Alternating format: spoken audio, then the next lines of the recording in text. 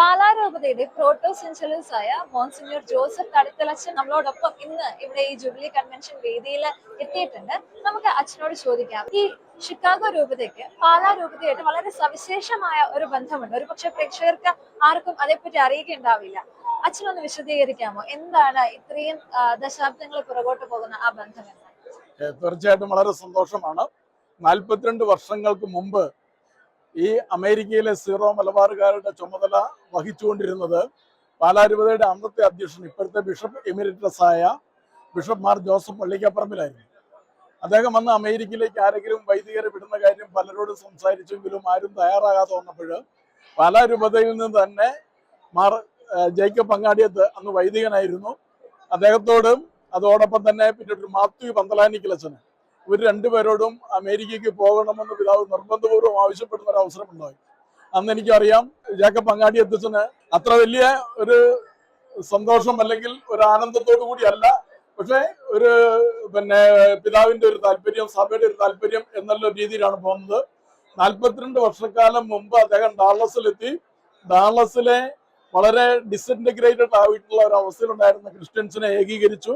നല്ല ശുശ്രൂഷ ചെയ്യപ്പോൾ അദ്ദേഹത്തോട് ചിക്കാഗോയ്ക്ക് മാറാൻ ആവശ്യപ്പെട്ടു. 17 വർഷത്തെ ശുശ്രൂഷയ്ക്ക് ശേഷം അവിടെ വന്ന് അദ്ദേഹം പിന്നീട് 2002 ഈ രൂപത സ്ഥാപിതമായപ്പോൾ ഇതിന്റെ പ്രഥമ മെത്രാനായിട്ട് ജോൺ പോൾ രണ്ടാമൻ മാർപ്പാപ്പ വാഴിക്കുകയുണ്ടായി. പിതാവിനെ പറ്റി പറഞ്ഞാൽ പിതാവ് പാലാ രൂപതയില് കൊടക്കച്ചറ ഇടവകയിലും അരുവിത്ര ഫൊറോനായിലും അസിസ്റ്റന്റ് വികാരിയായിരുന്നു. അമ്പാറ നിരപ്പേൽ ഇടവയുടെ വികാരി ആയിരിക്കുമ്പോഴാണ് മനസ്സിനാരി പ്രൊഫസറായത്. ആ ഘട്ടത്തിലാണ് ഇങ്ങോട്ട് അയക്കപ്പെട്ടത്. പിതാവ് വളരെ ശാന്തരും സൗമ്യനും ഒരാള്. ആ കാലത്ത് ആവശ്യമായ ഒരു പിന്തുണയൊക്കെ രൂപത വളരെ നല്ല രീതിയിൽ കൊടുത്തിരുന്നു. ഇപ്പോൾ പാലായിൽ നിന്ന് ഷിക്കാഗോയിൽ എത്തുമ്പോൾ ഇവിടെയുള്ള വിശ്വാസ സമൂഹത്തില് അച്ഛൻ കാണുന്ന സവിശേഷതകളും പ്രത്യേകതകളും എന്തൊക്കെയാണെന്ന് പറയാം? ഇവിടെ പ്രത്യക്ഷത്തിൽ പറയുമ്പോൾ നമുക്ക് വലിയൊരു അഭിമാനമാണ് സീറോ മലബാർ സഭയ്ക്ക്. കാരണം വളരെ ആക്റ്റീവായ ഡൈനാമിക് ആയ കമ്മ്യൂണിറ്റി. ഒരുപക്ഷെ കേരളത്തിലേതുപോലെ കേരളത്തിലേക്കുള്ള ശക്തമായ ഇടവകകള്, ധാരാളം ഇടവകള്, വളരെ മനോഹരമായ പള്ളികള്, നല്ല രീതിയിൽ ചിക്കാഗോ കത്തീഡ്രല്, അതുപോലെ തന്നെ അറ്റ്ലാന്റയിൽ ഞാൻ ചെന്നപ്പോൾ അവിടെ മനോഹരമായ അൽഫോൻസാമയുടെ പേരിൽ ഒരു പള്ളി കണ്ടു. അൽഫോൻസാമ വിശുദ്ധയായപ്പോൾ അതിന്റെ ആദ്യ റക്ടറാകാൻ, ആ ഷൈൻ റക്ടറാകാൻ എനിക്കാണ് ഭാഗ്യം സിദ്ധിച്ചത്. അപ്പൊ അൽഫോൻസാമയുടെ പേരിലുള്ള ഇടവുകൾ കാണുമ്പോൾ വലിയ ആനന്ദം. അറ്റ്ലാന്റയിലെ പള്ളിയിൽ എനിക്ക് കുർബാന അർപ്പിക്കാൻ പറ്റി. അപ്പൊ ഇവിടുത്തെ സമൂഹം എന്ന് പറഞ്ഞാൽ വളരെ വൈബ്രന്റ് ആൻഡ് ഡൈനാമിക് ആണ്. ഇവിടെ എത്തുന്നവര് തീർച്ചയായിട്ടും അതിൻ്റെ അകത്തേക്ക് മുഴുവനായിട്ട് വരാത്ത ആളുകൾ കാണുമായിരിക്കും. എനിക്ക് തോന്നുന്നു ഈ ഡൈനാമിക്സ് ഒക്കെ കാണുമ്പോൾ കൂടുതൽ ആളുകൾ സീറോ മലബാറുകാര് നമ്മുടെ ഒറിജിനൽ, നമ്മുടെ ഐഡന്റിറ്റി മനസ്സിലാക്കി അതിലേക്ക് വരുമെന്നാണ് എൻ്റെ ഒരു ചിന്ത. ഷിക്കാഗോ രൂപതയിൽ നിന്നും നമ്മുടെ കേരളത്തിലെ സഭകൾക്ക് പഠിക്കാൻ പറ്റുന്ന ഒരു കാര്യവും, അതുപോലെ തന്നെ കേരളത്തിലെ സഭകളിൽ നിന്നും കേരളത്തിലെ സീറോ മലബാർ സമൂഹത്തിൽ നിന്നും ഷിക്കാഗോ രൂപതയ്ക്ക് സ്വീകരിക്കാൻ പറ്റുന്ന എന്തെങ്കിലും ഒരു കാര്യം അച്ഛൻ ശ്രദ്ധിച്ചിട്ടുണ്ടെങ്കിൽ? അതെ, ഷിക്കാഗോയിൽ എനിക്ക് ഏറ്റവും കൂടുതൽ തോന്നിയത് ജീവിത തിരക്കുകൾക്കിടയിൽ ഈ 4 ദിവസം ഇതിനു വേണ്ടി മാറ്റിവെച്ചു വരുന്നു. അത് മാറ്റിവെക്കാൻ വേണ്ടി അവർ ഒരുങ്ങിയ ദിവസങ്ങൾ അനേകമാണ്. ഒത്തിരി അവർക്ക് അവരുടെ പ്രോഗ്രാംസ് ഇവിടെ നമ്മുടെ സ്റ്റേജ് ചെയ്യപ്പെട്ട കൾച്ചറൽ പ്രോഗ്രാംസ്, അതുപോലെ തന്നെ നമ്മുടെ മറ്റു കുർബാനകൾ, പ്രദക്ഷിണമൊക്കെ കാണുമ്പോൾ സത്യം പറഞ്ഞാൽ ഈ ഒരു ഹോട്ടലിന്റെ സാഹചര്യത്തിലാണെങ്കിൽ പോലും എത്രയോ ഡൈനാമിക് ആണ്. അതുപോലെ കാര്യങ്ങൾ ഓർഗനൈസ് ചെയ്യാൻ, സിസ്റ്റമാറ്റിക് ആയിട്ട് മൂവ് ചെയ്യാനും ഒക്കെ ഒരാളല്ല, ഏതാണ്ട് എല്ലാവരും തന്നെ നല്ല രീതിയിൽ അഭിയന്യ ആലപ്പാട്ട് പിതാവിന്റെയും ജനറൽ കൺവീനറും കത്തീഡ്രൽ വികാരിയുമായ കടിയപ്പള്ളിച്ചന്റെ ഒക്കെ നേതൃത്വത്തിൽ നമ്മൾ നോക്കുമ്പോൾ വലിയൊരു മൊമെന്റമാണ്. അവര് ആയിരിക്കുന്നവർ വളരെ ആദിമസഭയെ അനുസ്മരിപ്പിക്കുന്ന രീതിയിൽ ഈ സമൂഹത്തോടൊപ്പം ആയിരിക്കുന്നത് നല്ലതാണെന്ന് ചിന്തിക്കുന്ന ഒരു ഡൈനാമിക്സും കൂടെ കാണാൻ പറ്റും. പിന്നെ കേരളത്തിൽ നിന്ന് ഇങ്ങോട്ട് പറയേണ്ട കാരണം നമ്മളെല്ലാം കേരളത്തിൽ നിന്ന് വന്നവരാണ്. കേരള സഭയുടെ തനതായ ഒരു പാരമ്പര്യവും അതുപോലെ തന്നെ ഒരു വൈറ്റാലിറ്റിയും, ഈ ഒരു കാര്യം തീരുമാനിച്ചിറങ്ങിയാൽ അത് ചെയ്യാനുള്ള കെൽപ്പ് കേരളത്തിലെ സഭയ്ക്കുണ്ട്. ആ സഭയിൽ നിന്ന് തീർച്ചയായിട്ടും നമ്മളെല്ലാം അതിന്റെ ഭാഗമാണ്.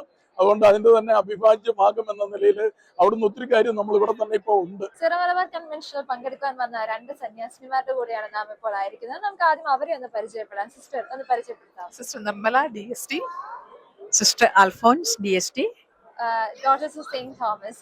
ശരിക്കും സെയിന്റ് തോമസ് സ്ഥാപിച്ച ഈ ഒരു ചർച്ചിന്റെ ഒരു റെപ്രസെന്റേറ്റീവ്സ് ആയിട്ട് ഇപ്പൊ സംസാരിക്കാൻ ഒരുപക്ഷെ നിങ്ങളെ പോലെ അത്രയും യോഗ്യരായിട്ടുള്ളവർ വളരെ ചുരുക്കമേ കാണുകയുള്ളൂ. എത്ര നാളായി US വന്നിട്ട്? ഞാൻ US വന്നിട്ട് 16 വർഷം. സിസ്റ്റർ? ഞാൻ വന്നിട്ട് 14 വർഷമായി. ഓക്കെ. അപ്പോൾ US എവിടെയാണ് നിങ്ങൾ? ഇപ്പൊ ഷിക്കാഗോയിലേക്കാണ് കൺവെൻഷൻ ആയിട്ട് എത്തിയിരിക്കുന്നത്. ശരിക്കും US എവിടെയാണ് നിങ്ങൾ കോൺടാക്ട്? ഞങ്ങള് ഷിക്കാഗോക്കാർ തന്നെയാണ്. ഞങ്ങൾ കത്തീഡ്രൽ പാരിഷില്. ഇത്രയും വർഷമായിട്ടും കത്തീഡ്രൽ പാരിഷിനോടനുബന്ധിച്ച് തന്നെയായിരുന്നു മിഷൻ അല്ല. ചെയ്തിട്ടുള്ളത്? ഞാൻ ആദ്യം വന്നത് ടെക്സസ് ആയിരുന്നു. അവിടെ നിന്ന് 2 വർഷം കഴിഞ്ഞപ്പം കത്തീഡ്രൽ പാരീഷിന്റെ അണ്ടറിലേക്ക് മൂവ് ചെയ്യുകയാണ്. Okay. ഇവിടെ ഒരു കൺവെൻഷനിൽ വന്നു കഴിഞ്ഞിട്ട് ഇതുവരെയുള്ള ഒരു അനുഭവം എങ്ങനെയായിരുന്നു? ഇത്രയധികം വിശ്വാസികൾ ഇവിടെ ഒന്നിച്ചു കൂടുമ്പോൾ അവരുടെ ഇടയിൽ ഉള്ള നിങ്ങളുടെ സിസ്റ്റേഴ്സിന് അനുഭവപ്പെട്ട കാര്യങ്ങൾ എന്താണ്? ഏറ്റവും സ്പർശിച്ച ഒരു ഇൻസിഡന്റ് എന്താണെന്ന് ഒന്ന് പറയാം. ഏറ്റവും സ്പർശിച്ച തീർച്ചയായിട്ടും പരിശുദ്ധ കുർബാന തന്നെയാണ്. കാരണം നമ്മുടെ വിശ്വാസം നമ്മൾ പ്രഘോഷിക്കുന്നത് നമ്മുടെ ട്രഡീഷൻ സിറോ മലബാർ കുർബാനയാണ്. അതാണ് ഏറ്റവും ഏറ്റവും പരിശുദ്ധമായിട്ട് ഞങ്ങൾ കാണുന്നത്. ഇത്രയധികം പുരോഹിതരും അതുപോലെ തന്നെ അത്രയധികം വിശ്വാസികളും ഒന്നിച്ചു വരുമ്പോൾ തീർച്ചയായിട്ടും അതൊരു മറ്റൊരു തലത്തിലുള്ള ഒരു അനുഭവമായിരിക്കാം. ഇനി മുന്നോട്ട് പോകുമ്പോൾ നമ്മുടെ സിറോ മലബാർ സഭയ്ക്ക് സ്വന്തമായിട്ട് നമുക്ക് ഇപ്പൊ പുരോഹിതരെ 10 അടുത്ത പുരോഹിതരെ ഉണ്ടെന്നാണ് എനിക്ക് മനസ്സിലായത്. 10 പേരുണ്ട്. അപ്പൊ നമുക്ക് സന്യാസിനി സമൂഹത്തിലേക്ക് ചേരാൻ താല്പര്യപ്പെട്ട യുവതികള് സിറോ മലബാർ സഭയിൽ ഉണ്ടോ, വരുന്നുണ്ടോ? എനിക്ക് നിങ്ങളിലേക്കൊക്കെ എന്റെ ഒരു കണ്ണു പോകുന്നത്, നിങ്ങളൊക്കെ തയ്യാറാകുകയാണെങ്കിൽ നമുക്ക് നല്ല സന്യസ്തർ ഇവിടെ ഉണ്ടാകാനായിട്ട് തീർച്ചയായിട്ടും അത് വലിയൊരു വഴിത്തെളിവായി മാറുവാൻ സാധ്യതയുണ്ട്. തീർച്ചയായിട്ടും യുവജനങ്ങള് കൂടുതലായിട്ട് സന്യാസത്തിലേക്കും പൗരോഹിത്യത്തിലേക്കും വരുമ്പോഴാണ് സഭയുടെ വളർച്ചയുടെ ഒരു വലിയ നാഴികക്കല്ലായിരിക്കും അതുണ്ടാകട്ടെ എന്ന് പ്രാർത്ഥിക്കുന്നു. ഒരുപാട് സന്തോഷം സിസ്റ്റേഴ്സ് ഞങ്ങളോടൊപ്പം ഇവിടെ ആയിരുന്നതിന്, ഇത്രയധികം സമയം ഞങ്ങൾക്ക് വേണ്ടി സ്പെൻഡ് ചെയ്തതിന് ഒരുപാട് നന്ദി. Thank you. സ്വർഗം മൂവിയുടെ പ്രൊഡ്യൂസറായ ശ്രീമതി ലിസി ഫെർണാണ്ടസ് ഇന്ന് നമ്മളോടൊപ്പം ഉണ്ട്. നമ്മുടെ സിനിമയും മാധ്യമങ്ങളും ഒക്കെ സുവിശേഷവൽക്കരണത്തിന് എങ്ങനെ ഉപയോഗിക്കാമെന്ന് മാമിനോട് നമുക്ക് ചോദിക്കാം. മാം, ഒരുപാട് സന്തോഷം. ഇവിടെ ഈ ഒരു സിറോ മലബാർ കൺവെൻഷൻ എത്തിയിട്ട് എങ്ങനെയുണ്ട് അനുഭവങ്ങളൊക്കെ? ഞാൻ ആദ്യമായിട്ട് യൂസ് വരുന്നത്. ഓക്കെ.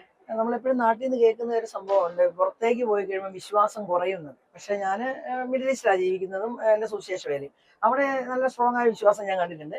പക്ഷെ അതിന് അപ്പുറം US വന്നപ്പോൾ കറക്റ്റായിട്ട് ആരാധനയ്ക്ക് ഇരിക്കുന്ന യുവജനങ്ങൾ, പ്രൈസ് ആൻഡ് വർഷിപ്പുകൾ അവർ പ്രാക്ടീസ് ചെയ്ത് കുർബാന, ഇങ്ങനെ ഞാൻ കാണുന്നത് മനോഹരമായ സഭയുടെ വളർച്ച തന്നെയാണ്. അപ്പം വിശ്വാസം ഇവിടെ വളരെ ശക്തമാണെന്നുള്ളതാണ് എനിക്ക് ആദ്യം US വന്നതിൻ്റെ ഒരു വൺവേടി പറയാനുള്ളത്.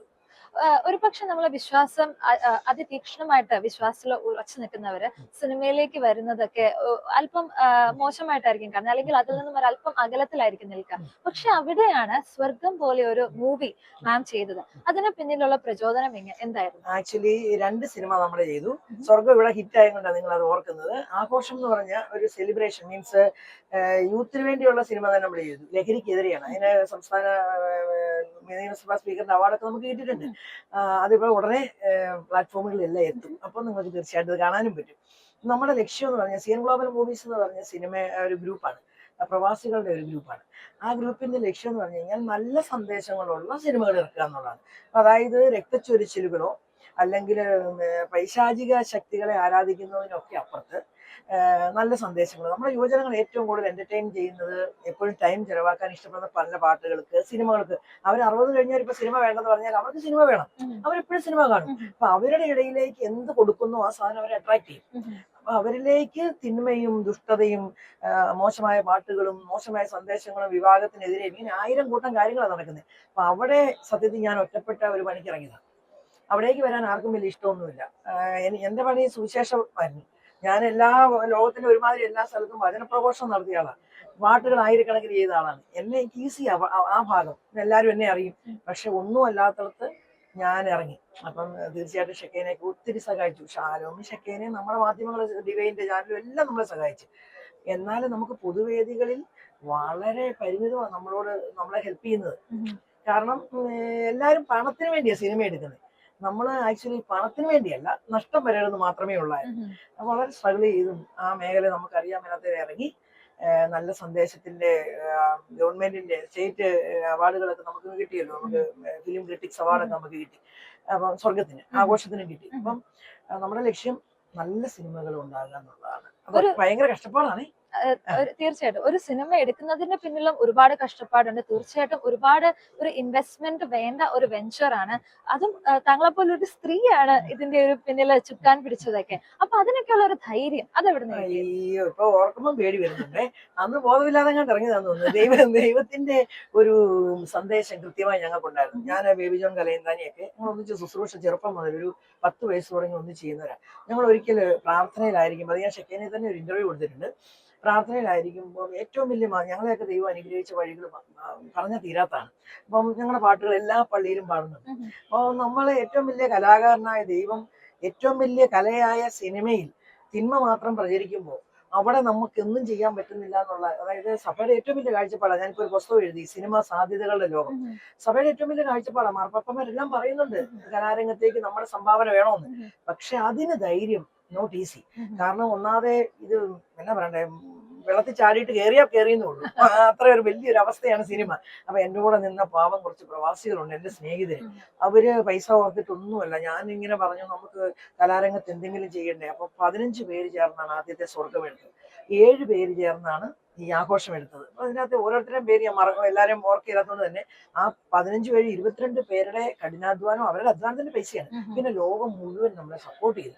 എങ്ങനെയാന്ന് വെച്ച് കഴിഞ്ഞാൽ തിയേറ്ററിൽ ടിക്കറ്റ്, ഇവിടെ അമേരിക്ക വന്നപ്പോൾ എന്നോട് ആൾക്കാർ പറയാ ഞങ്ങൾക്കൊക്കെ ടിക്കറ്റ് എടുത്തിട്ട് നിങ്ങൾ പോയി സ്വർഗം കാണണമെന്ന് പറഞ്ഞ കൂട്ടുകാർ ഞങ്ങൾക്ക് ഇവിടെ ഉണ്ടെന്ന്. അപ്പൊ ഞാൻ അറിയാത്ത, എന്നെ കണ്ടിട്ട് പോലും ഇല്ലാത്തവര് ആ സിനിമയ്ക്ക് വേണ്ടി സപ്പോർട്ട് ചെയ്തു, സഹായിച്ചു, പ്രാർത്ഥിച്ചു എന്നുള്ളതാണ്. അപ്പം വളർന്നു വന്നാൽ വലിയ നല്ല സംഭാവനകൾ ചെയ്യാൻ നമുക്ക് പറ്റും. നമുക്ക് ആരോടും എതിരല്ലെന്നേ, തിന്മ പ്രചരിക്കുന്നതിനെതിരെ അല്ലെങ്കിൽ നന്മ ചെയ്യാതെ ഉള്ളൂ. അതാണ് നമ്മുടെ ലക്ഷ്യം. പക്ഷെ അത് വലിയൊരു ഒരു ചലഞ്ചാണ്. പൈസ കിട്ടുമോ, പ്രശ്നം ഉണ്ടാവുമോ, ഇതെങ്ങനെ എഡിറ്റ് ചെയ്തെടുക്കും, എങ്ങനെ, അതോ ഇതൊരു വലിയൊരു പ്രോസസ് തന്നെയാണോ. അതായത് pre production, production, post production, distribution, അയ്യോ എന്നാ വലിയൊരു ലോകമെന്നറിയാമോ. അത് കടന്നുപോയ എനിക്ക് അറിയത്തുള്ള ഇതിന്റെ അവസ്ഥകളൊക്കെ. പൈസ തന്നവരും പല രാജ്യത്താണ്. പക്ഷെ പ്രാർത്ഥനയും വിശുദ്ധ കുർബാനയുടെ ബലവും. മാം പറഞ്ഞ ഒരു കാര്യം എനിക്ക് ഒരുപാട് ഇഷ്ടപ്പെട്ടു. കാരണം ദൈവമാണ് ഏറ്റവും വലിയ സൃഷ്ടാവ്. അപ്പൊ ശരിക്കും ഓരോ കത്തോലിക്കരും സൃഷ്ടിയിലേക്ക് വിളിക്കപ്പെട്ടിരിക്കുന്നവരാണ്. അത് കലയാകാം, അല്ലെങ്കിൽ നമ്മുടെ കുഞ്ഞുങ്ങൾക്ക് ജന്മം കൊടുക്കുന്നതാകാം. അപ്പൊ കലാകാരന്മാരോട്, നമ്മുടെ സമൂഹത്തിലെ യുവ കലാകാരന്മാരോട് മാമിന് എന്താണ് പറയാനുള്ളത്? എനിക്ക് ഒന്നാമത് ഞാൻ 10 വയസ്സ് തുടങ്ങി പള്ളി പാട്ട് പാടി ഹാർമോണിയം വായിക്കുന്ന ആളാണ്. ഇന്ന് ഒരിക്കലും എനിക്ക് തിയോളജിയിൽ റാങ്ക് കിട്ടിയപ്പം എന്റെ മകനും ഞാനും കൂടെ മുരിക്കും പിതാവിന്റെ അടുത്ത് ചെന്നു. ഞങ്ങളുടെ പിതാവാണ്. അപ്പൊ പിതാവിനോട് പറഞ്ഞു ഇതുകൊണ്ട് റാങ്ക് കിട്ടി പിതാവ്. അപ്പൊ എന്റെ മകനോട് എന്റെ പിതാവ് പറഞ്ഞു, എന്നാ നിന്റെ അമ്മയ്ക്ക് എത്ര റാങ്ക് കിട്ടിയാലും അതിലും വലുത് എന്റെ അമ്മ ഹാർമോണിയം ചുമന്നുകൊണ്ടാ നീലൂരെ പള്ളി കയറുന്നേ. എന്റെ കയ്യിലൊന്നും ഒതുങ്ങൂല്ലേ, ഹാർമോണിയത്തിന് വെയിറ്റ് ഉണ്ട്. ഇതും പിടിച്ച് ആ നട കയറി അവിടെ പള്ളി ഹാർമോണിയം വായിക്കുമ്പോൾ എന്ത് പറ്റും, ഹാൻഡിൽ വായിക്കണല്ലോ. ഇതും ചെയ്യണം. രണ്ടും കൂടെ ചിലപ്പോ ഒന്നിച്ച് നടക്കാതിരിക്കും. 10 വയസ്സേ ഉള്ളൂ. ഞാൻ പറയുന്നത്, പറഞ്ഞു വന്നതിന്റെ അർത്ഥം, അന്ന് ഒരു ഗ്രാമത്തിൽ ജനിച്ച എന്നെ, ഇന്ന് അമേരിക്കയിലാണ് ഞാൻ നിൽക്കുന്നത്, ഇന്ന് ഇവിടെ കൊണ്ടുവന്നെങ്കിൽ എന്റെ സഭയുള്ളതും കൊണ്ടാണ്, എന്റെ വിശ്വാസം ഉള്ളതും കൊണ്ടാണ്. അപ്പോൾ എന്നെ സംബന്ധിച്ച് അത് പറയുമ്പോൾ എനിക്ക് ഇതും, അതായത് ഏത് കുഞ്ഞുങ്ങളും, നമ്മുടെ കഴിവുള്ള എല്ലാ കുഞ്ഞുങ്ങൾക്കും, ചിലർക്ക് പാടാനുണ്ട്, ചിലർക്ക് എഴുതാനുണ്ട്, ചിലർക്ക് അഭിനയിക്കാനുണ്ട്, ചിലർക്ക് ഡാൻസ് ഉണ്ട്. നിങ്ങളുടെ എല്ലാ കഴിവും ഉപയോഗിക്കും. അത് ഏറ്റവും വലിയ കലയായ സിനിമയിലേക്കൊക്കെ അന്നേരം നമുക്ക് ഒത്തിരി കുട്ടികളെ കിട്ടും. അഭിനയിക്കാൻ കിട്ടും, പാടാൻ കിട്ടും, ഡാൻസിന് കിട്ടും. ഞാനിപ്പോ ആഘോഷത്തിന്റെ 500 പിള്ളേർ മിനിമം ഡാൻസ് കളിച്ചിട്ടുണ്ട്. അതൊക്കെ നമ്മുടെ പിള്ളേരെ ഇങ്ങ് വിളിച്ചോണ്ട് വരുമല്ലേ. അപ്പൊ പിള്ളേർക്ക് എല്ലാം കഴിവുണ്ട്. ഞങ്ങളെക്കാളും കഴിവാണ് നിങ്ങൾക്ക്, നിങ്ങളുടെ തലമുറയ്ക്ക്. അപ്പൊ നല്ല കഴിവുള്ള കുഞ്ഞുങ്ങളെല്ലാം അവനോന്റെ കഴിവിനെ എന്തുണ്ടോ അതിനെ നന്നായിട്ട് ഉപയോഗിച്ച് ഈശോയാകുന്ന വലിയ കലാകാരൻ നമ്മളിൽ തന്ന കൊച്ചു കലകളെ വളർത്തിയെടുത്താൽ, ഞാൻ പറയട്ടെ, 1000 ബിസിനസ്സുകാർ വന്നു കടന്നു പോകും. അല്ലെ, അതുപോലെ ഫേമസ് ആയാലും ഓർക്കുള്ളൂ. 1000 അഡ്മിനിസ്ട്രേഷൻകാർ വന്നു കടന്നു പോകും. എന്ന കലാകാരനോ, ഇപ്പൊ ഒരു യേശുദാസ് എന്ന് പറഞ്ഞാൽ നിങ്ങൾ അറിയും, അല്ലെങ്കിൽ മമ്മൂട്ടി എന്ന് പറഞ്ഞാൽ നിങ്ങൾ അറിയും, അല്ലേ, ശരിയല്ലേ? അല്ലെങ്കിൽ സ്പോർട്സ് സച്ചിൻ ടെണ്ടുൽക്കർ എന്ന് പറഞ്ഞാൽ നിങ്ങൾ അറിയും. അപ്പം കലയോ കഴിവുകളോ ഒക്കെ എല്ലാം സ്പെഷ്യലാണ്. എല്ലാത്തിനും അവനവന്റെ ഇതുണ്ട് കേട്ടോ. ഒരു ബിസിനസ്സുകാരനുണ്ടായാലേ ഇവിടെ കഞ്ഞി കുടിക്കുള്ളൂ, അവൻ പൈസ തന്നാലും അവിടെ സിനിമ ഉണ്ടാവുള്ളൂ. അപ്പൊ ഓരോരുത്തർക്കും ഓരോ കഴിവാണ്. ആ കഴിവിനെ അവർ വൃത്തിയായിട്ട് ഉപയോഗിച്ചാൽ അത് ദൈവത്തിനും മനുഷ്യർക്കും സഭയ്ക്കും സമൂഹത്തിനും ഒക്കെ നല്ലതായിരിക്കും. ജാതിയോ മതമോ ഒന്നും ഞാൻ പറയല. കാരണം ഞാൻ പറയട്ടെ, ഏത് മതത്തിൽപ്പെട്ട കൊച്ചാണെങ്കിലും കഴിവുണ്ടെങ്കിൽ അത് നല്ല മിടക്കനായിട്ട് അഭിനയിച്ചാലൊക്കെ ആർക്കാ നഷ്ടം? നല്ലതല്ലേ? അപ്പൊ നമുക്ക് അതിനെ പ്രോത്സാഹിപ്പിക്കാം. തീർച്ചയായിട്ടും. ഒരുപാട് സന്തോഷം ഇത്രയും നല്ല എഡിഫൈങ് ആയിട്ടുള്ള ഒരു ഇന്റർവ്യൂ ഷെക്കേനയ്ക്ക് വേണ്ടി തന്നതിന്. ഇനിയുമുള്ള എല്ലാ വെഞ്ചേഴ്സിലും ഞങ്ങളുടെ പ്രാർത്ഥനകളും ആശംസകളും. Thank you. അപ്പം തലസ്ഥാന നഗരം അമേരിക്കയിൽ നിന്ന് എന്താ പറഞ്ഞ ഭണ്ഡാരം എന്ന് പറഞ്ഞ പോലെ എല്ലാ സംവിധാനങ്ങളെയും നിയന്ത്രിക്കുന്ന ദൈവത്തിന്റെ കൃപ ഏറ്റവും നന്നായിട്ട് ഈ ജൂബിലി ഇങ്ങനെ പ്രസരിക്കുകയാണ്, അല്ലെ? ആ സമയത്ത് നിങ്ങളെ കാണാൻ പറ്റിയതും ഷെക്കേനയുടെ ഈ നിമിഷങ്ങൾക്കും നന്ദി. ഷെക്കേനേനെയും ദൈവം സമർത്ഥമായി അനുഗ്രഹിച്ച സന്തോഷം. ഞാനിവിടെ ഒത്തിരി ശുശ്രൂഷ ചെയ്തിട്ടുണ്ട്. ഒത്തിരിയേറെ ദൈവം സന്തോഷിനെയും ഷെക്കേനെയൊക്കെ വളർത്തുന്നതിലും സന്തോഷം. Thank you so much. Thank you.